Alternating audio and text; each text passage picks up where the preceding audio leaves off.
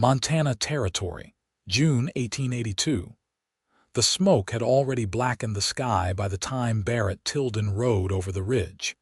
He reined in his horse hard, boots digging into the dirt, heart thudding fast. Below, where the Carson homestead had stood for over 20 years, there was nothing but a charred skeleton of a house and the dull red glow of ruin. He kicked his boots free of the stirrups and hit the ground running. And he won here, he shouted over the crackle of dying flames. "Hello," a cough answered him from behind the splintered remains of a barn. He found her half buried under a scorched quilt, dirt streaked across her face, hair full of ash. She tried to crawl away when he touched her shoulder, panic in her eyes. "Easy," he said, crouching in front of her. "I am not here to hurt you." She looked up, blinking hard.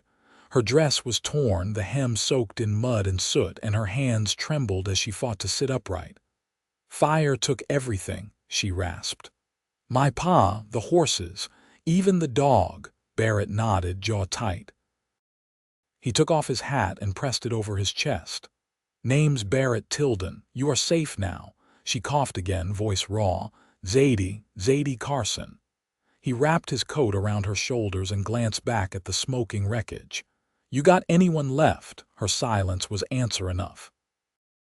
Barrett helped her to his horse, lifting her gently into the saddle before climbing up behind her.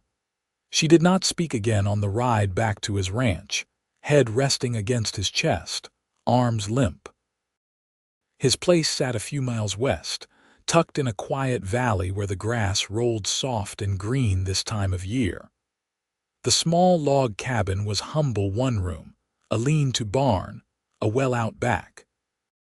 He had built it with his own hands 5 years earlier when he left Texas, chasing quiet after too many years of war and blood. "Here," he said, helping her down. "Ain't much, but it is dry and safe." Zadie tried to stand on her own, but her knees buckled. He caught her and carried her inside, laying her gently on his narrow cot. She looked around, eyes hollow. "I do not have anything left," she said. "You will," he said quietly. "I will help you." She looked at him like she did not believe it. The days passed slow. Zadie barely spoke at first. She helped when she could, feeding the chickens, washing what little laundry they had, but mostly she sat out on the porch, silent and still. Like a breath held too long, Barrett gave her space. He was not good with words, never had been, but he did what he could. He brought her fresh wildflowers every morning, left them on the table without saying a word. He hunted extra so she would not go hungry. He patched her shoes when they tore. Every nail he drove into wood, every board he sawed was for her. He started clearing a stretch of field beside his cabin. She watched him from the porch, arms crossed tight, eyes unreadable. "What are you doing?" she asked one afternoon. He wiped sweat from his brow and smiled. "Building you a home," she blinked. "Why?" he shrugged. "Because you deserve one." Zadie stared at him for a long time, then nodded once and went inside. The next morning she brought him a cup of coffee before he even went out to start work. By late July, the frame was up. It was not much, just 3 rooms, a porch, and a stone chimney he built with rock from the riverbed, but it was solid. Zadie helped him stain the wood, her hands getting better with a hammer each day. She smiled more now, even laughed once when he dropped a whole bucket of nails on his foot. "You are terrible at that," she said.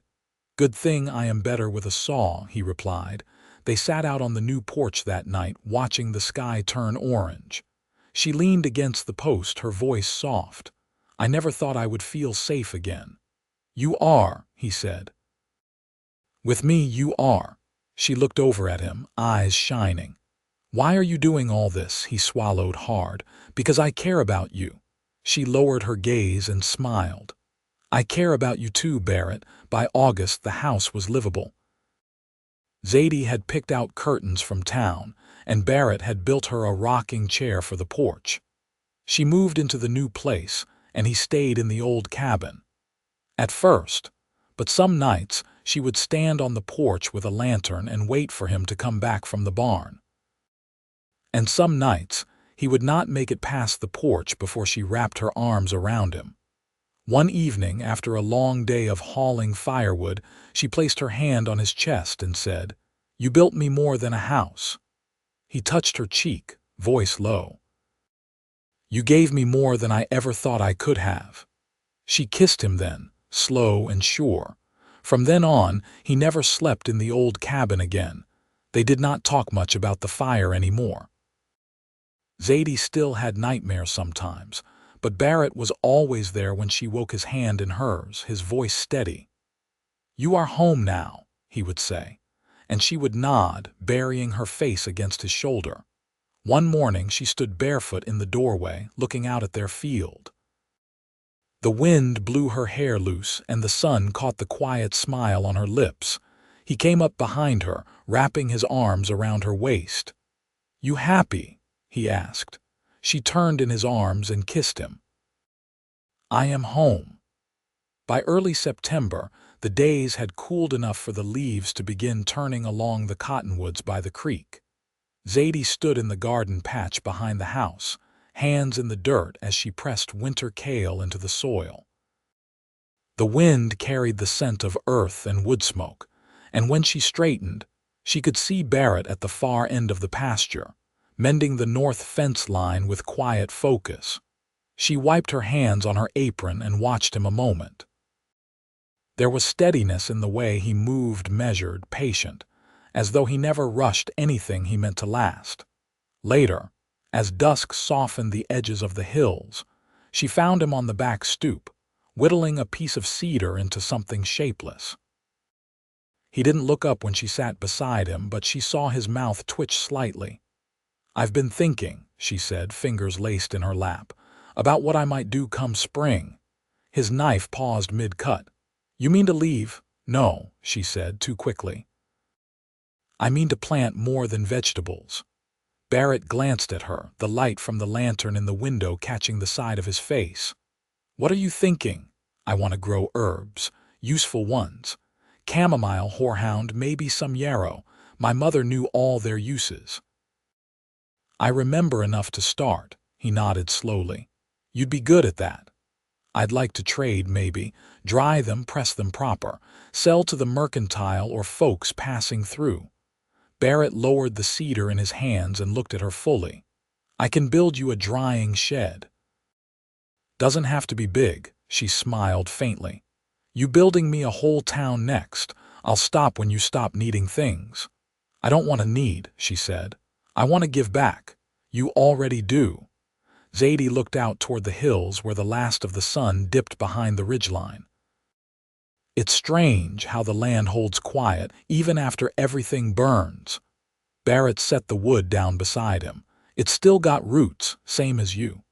She turned to him, her voice low. "Are you glad I stayed?" He didn't answer right away. Then he reached for her hand, calloused fingers brushing hers. "I ain't known peace like this in a long time," he said. "You bring that here. Every day." She held his hand tighter, and they sat that way until the stars came out. The next morning, Zadie rode into town alone for the first time since the fire. Barrett had offered to come, but she'd shaken her head. "I need to do this on my own." He didn't argue, just handed her the reins and packed her a small tin of dried apples. In town, she walked with her chin high, dress ironed neat, hair pinned back with care. She visited the dry goods store, spoke with the widow who ran the post, even stopped by the schoolhouse to ask about books on botany. No one whispered. No one looked at her with pity. When she returned, the sun was high and warm on her back. Barrett was chopping wood near the well, sleeves rolled, sweat at his brow. She tied the horse to the post and walked up to him. "I'm going to ask the school teacher for lessons," she said. "I want to read more than just receipts and seed packets." Barrett leaned on the axe handle. "Miss Calhoun's sharp. She'll teach you proper." "I know," Zadie said. "That's why I'm going." He studied her face, then nodded.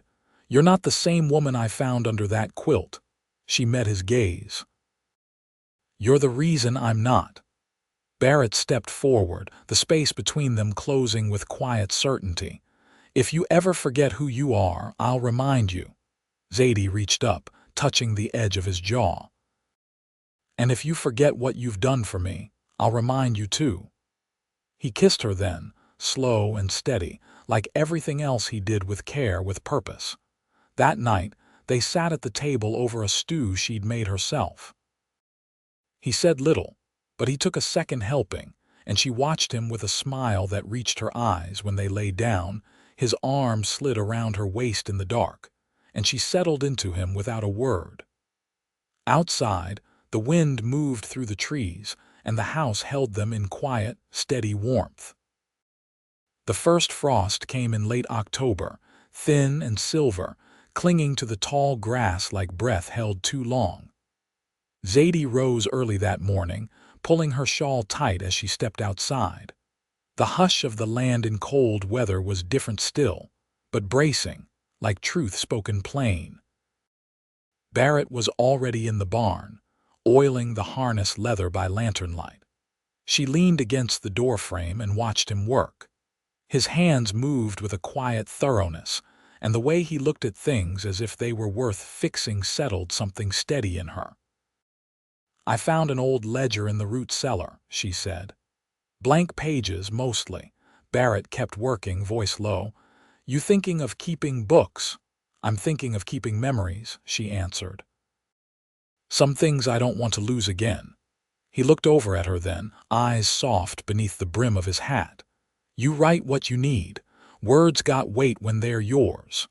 She stepped inside, the barn warmer than the wind outside. "Did you ever write anything down?" "Before this place," he shook his head once. "Didn't have much worth remembering." Zadie picked up a bit of twine from the floor, rubbing it between her fingers. "I think you did. You just didn't believe it yet." Barrett paused, then leaned back against the stall door. "There was a letter. From my brother. Sent it from Kansas right before he passed. I kept it for years, folded so many times the words wore through." "What happened to it?" "Left it behind when I came here," he said. "Didn't think I'd be needing it again." She studied him, her voice quiet. "You miss him." "Every day," he said. "But I don't carry regret, just makes a man walk bent." Zadie nodded slowly. "I'd like to read your story too if you ever decide to write it down." He gave a slow blink, then turned back to the harness. "Maybe I will. One day." By mid-afternoon, wind had picked up across the valley. Zadie spent the hours inside, steeping dried leaves into jars for tinctures and testing the seal on the window frames. She moved through the rooms with a kind of rootedness now, no longer pausing before each step, no longer flinching at every creak in the walls. Barrett came in near dusk, boots leaving faint marks on the wooden floor. He peeled off his coat, brushing snow dust from his shoulders. "Cattle are restless," he said. "Could be a storm by morning." Zadie handed him a cup of warm broth, her hands still stained faintly from the elderberries she'd crushed earlier. "We're ready." He took the cup, their fingers brushing. "You've made this place real." "It was always real," she said. "I just needed somewhere to put my hands." That night, they pulled the extra quilt from the chest and lay close beneath its weight. The wind rattled the shutters, but inside the air was thick with the scent of cedar and stew and the quiet rhythm of breath shared. Barrett's voice came low in the dark. "I've been thinking on spring." Zadie turned toward him. "What about it?" "There's a parcel east of the pasture. Flat land, good for growing. We could fence it off, start more than herbs." She reached for his hand beneath the quilt. "You thinking corn? Or beans?" "I'm thinking family," he said. "If you want that." Her breath caught, not from surprise, but from the way it settled into her like something she'd been waiting to hear without knowing it. "I do," she whispered. "I want a life that keeps growing." Barrett pulled her close, his lips brushing her temple. "Then we'll plan it together." Outside, the wind moved through the trees like a hymn, and the house, built with hands and hope, held firm against the cold. The snow came slow that year, feathering across the valley in late November. It arrived so softly that even the creek behind the house froze without a sound, its surface smooth and glass pale under the gray sky. Barrett had added a section to the barn for storing feed, and the new drying shed stood finished near the edge of the trees, cedar planked and tight-seamed, already catching the scent of Zadie's herbs. She spent most mornings boiling roots and bark, measuring by memory, labeling each jar with a careful hand. The schoolteacher rode out once a week now, trading reading lessons for jars of horehound syrup and willow tincture. When Zadie read aloud, she spoke slow, steady, her voice wrapped in concentration. One evening, Barrett returned from checking traps near the ridge and found her bent over a page, tracing each word with her fingertip. "You're getting faster," he said, pulling off his gloves. She looked up, a warm flush in her cheeks. "I want to read the journals my mother left behind. They're locked up in the bottom of the trunk. I haven't opened them yet." Barrett set his rifle near the door and sat beside her. "You think you're ready?" "I think I need to be," she said. I only remember her voice in pieces. Maybe her words will bring the rest back. He didn't press her. He never did. He just reached over, ran his thumb over the edge of her hand and said, "When you're ready, I'll sit with you." That night after supper, she brought the journals out. The covers were worn, the ink faded in places, but her mother's hand was unmistakable, firm, looping, precise. Zadie read one line aloud, then paused. "She wrote this the day before I was born. Says she dreamed of a house with green shutters and a row of hollyhocks out front." Barrett leaned back in his chair. "You want hollyhocks?" "I think I do," she said, smiling faintly. "Pink ones. I'll make sure there's a row come spring." Zadie closed the book gently, resting her fingers on the cover. "She never got that house, but maybe I can carry a piece of her here." "You already do," he said. "In the way you work, the way you notice things others miss." She didn't answer, only reached across the table until their hands met. As the days shortened, the rhythm of winter settled in. Mornings were spent hauling water, splitting kindling, keeping the stove fed. Barrett repaired a broken stirrup by lanternlight, while Zadie dried orange peel and rose hips, stringing them together to hang by the windows. One afternoon, while she mended a torn sleeve, she caught him standing beside the hearth, watching her with a look she hadn't seen before, quiet, almost reverent. "What is it?" she asked, threading her needle again. He hesitated, then said, "I never pictured anyone in this house but me. Never thought I'd see it full." Zadie set the needle down. "And now I can't imagine it empty." She stood, walked to him, and pressed her palm to his chest. "Me neither."